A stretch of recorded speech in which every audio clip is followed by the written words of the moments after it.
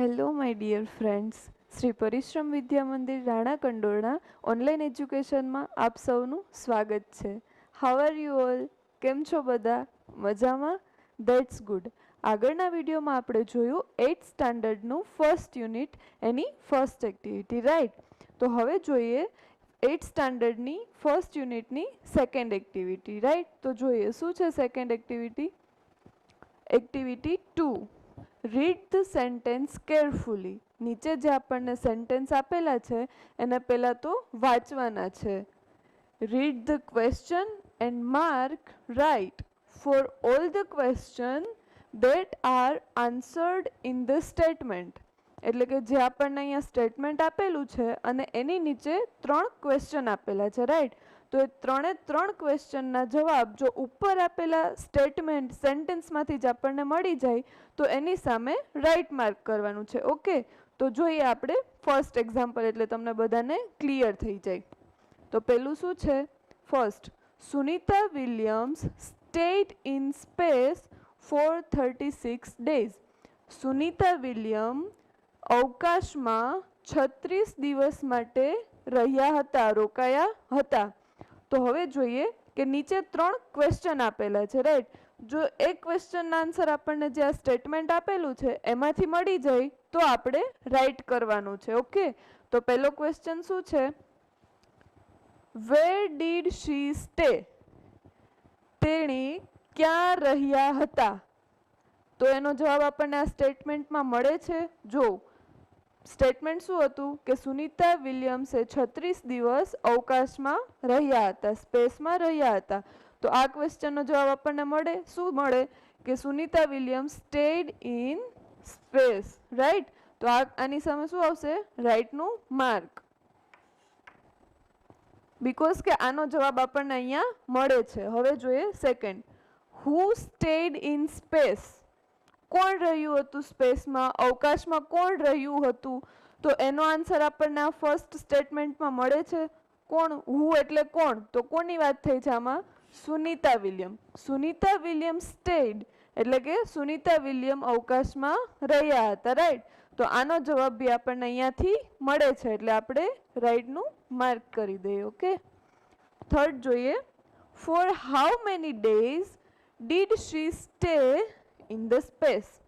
કેટલા દિવસ માટે તે અવકાશમાં રહ્યા હતા? તો આનો જવાબ તમને બધાને ખબર જ છે કે આમાં આપેલો છે. કેટલા દિવસ માટે? તો કે 436 ડે. કેટલા દિવસ? 36 દિવસ માટે તે અવકાશમાં રહ્યા હતા. તો આની સામે રાઈટ કરી દેવાનું. હવે જોઈએ સેકન્ડ શું છે?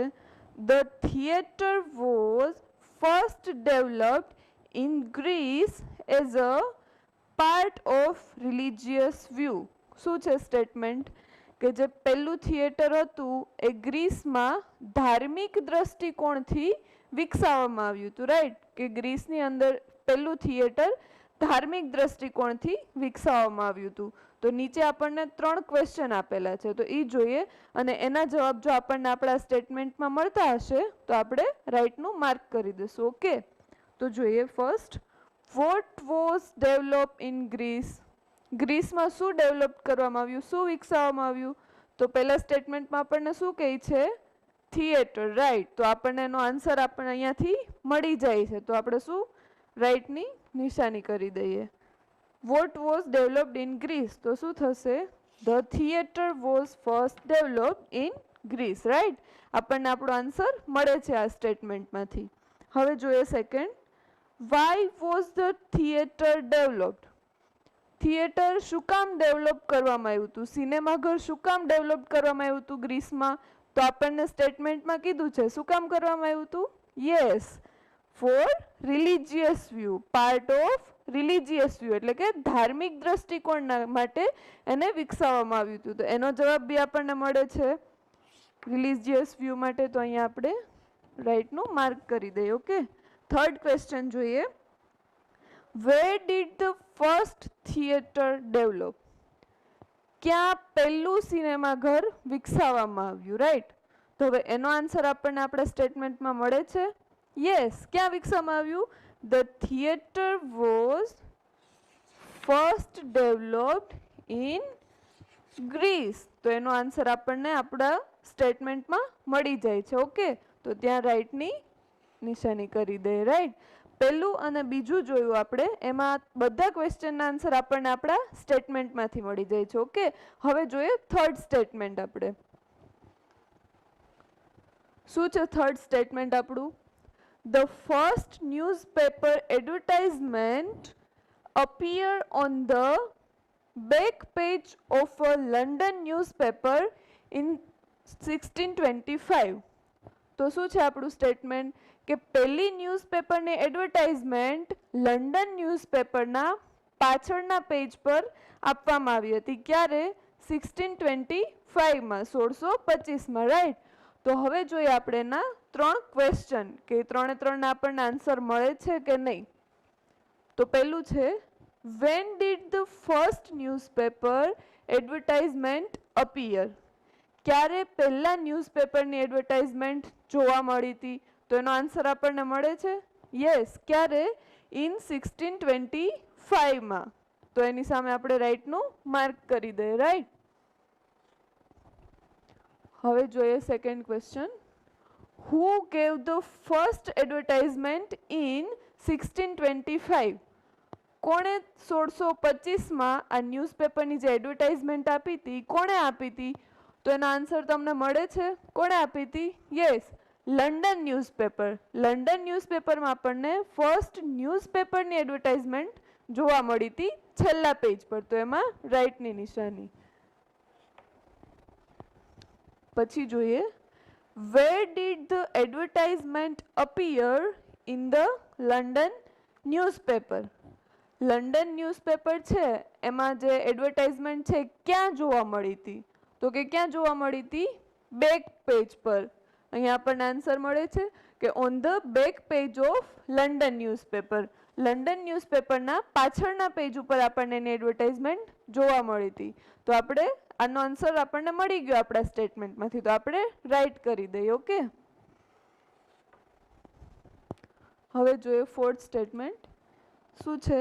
Kiran Bedi is the first woman IPS officer of India. Kiran Bedi એ ઇન્ડિયાના ફર્સ્ટ મહિલા આઈપીએસ ઓફિસર હતા. રાઈટ. તો એનો જે ત્રણ પહેલા છે ક્વેશ્ચન એ જોઈએ આપણે. શું છે પહેલો question? Who is the first woman IPS officer of India? જે ઇન્ડિયાના ફર્સ્ટ મહિલા આઈપીએસ ઓફિસર છે એ કોણ હતા? તો એનો આન્સર આપણને અહીંયાથી મળે છે. કોણ હતા? કિરણ બેદી. રાઈટ. તો અહીંયા આપણે રાઈટની નિશાની કરી દઈએ.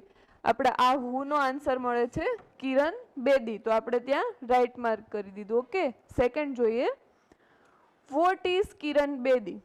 કિરણ બેદી શું છે? તો આનો આન્સર આપણા સ્ટેટમેન્ટમાં મળે છે યસ. શું છે? The first woman IPS officer. તો આપણે અહીંયા રાઈટ કરી દઈએ. રાઈટ. પછી થર્ડ જોઈએ, when was Kiran Bedi selected as a IPS officer?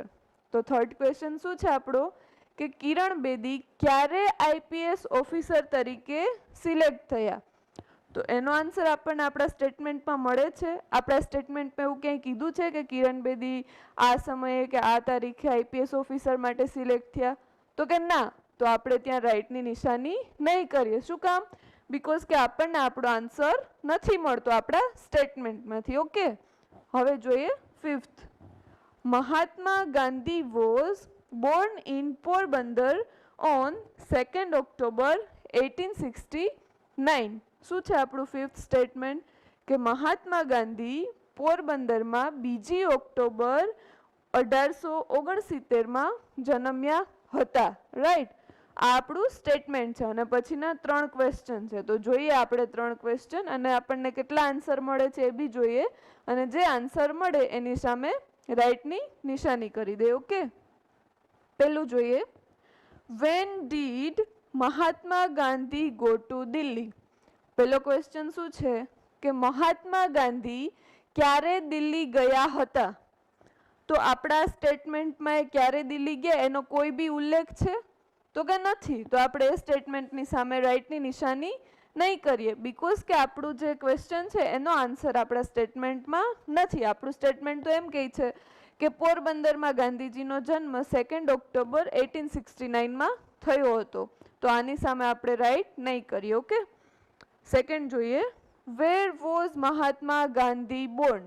મહાત્મા ગાંધીનો જન્મ ક્યાં થયો હતો? તો એનો આન્સર આપણને અહીંયાથી મળે છે. યસ, ક્યાં થયો હતો?